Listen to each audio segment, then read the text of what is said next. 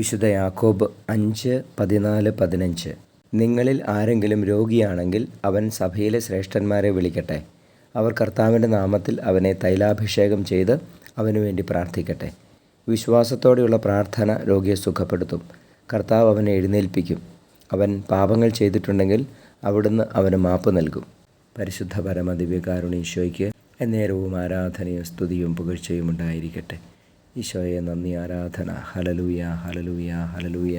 ഈശോയെ ഞങ്ങളങ്ങയെ സ്തുതിക്കുന്നു. എല്ലാ രോഗികളെയും അങ്ങേക്ക് സമർപ്പിച്ച് കർത്താവേ അങ്ങയുടെ സൗഖ്യത്തിനു വേണ്ടി പ്രാർത്ഥിക്കുന്നു. രോഗാവസ്ഥയിൽ സഹനങ്ങളെ സ്വീകരിക്കാനുള്ള കൃപ നൽകണമേ എന്ന് പ്രാർത്ഥിക്കുന്നു.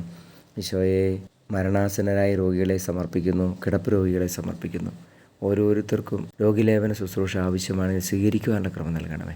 നമ്മുടെ കർത്താവ് ഈശോ മിശിഹായുടെ കൃപയും പിതാവായ ദൈവത്തിൻ്റെ സ്നേഹവും പരിശുദ്ധാത്മാവിൻ്റെ സഹവാസവും നിങ്ങളോടുകൂടി ഉണ്ടായിരിക്കട്ടെ, ഇപ്പോഴും എപ്പോഴും എന്നേക്കും.